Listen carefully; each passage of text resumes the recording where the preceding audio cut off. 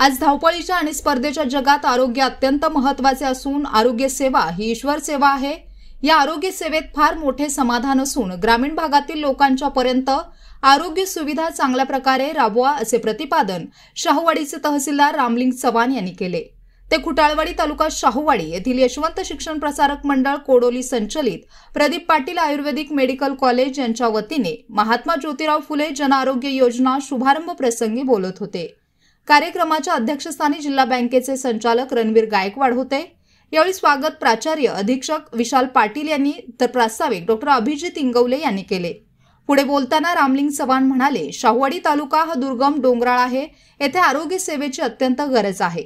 इथे चांगला उद्देश ठेवून येथेही आरोग्याच्या दृष्टीने जनकल्याण संस्था कार्यरत आहे, याचा सार्थ अभिमान आहे। यावेळी बोलताना डॉक्टर प्रदीप पाटील म्हणाले, माजी आमदार दिवंगत नेते यशवंत एकनाथ दादांची इच्छा पूर्ण झाली। दादांचा समाजकारणाचा वारसा आपण जपणार। तालुक्यातील गरीब गरजू लोकांची जनसेवा हेच आपले उद्दिष्ट आहे।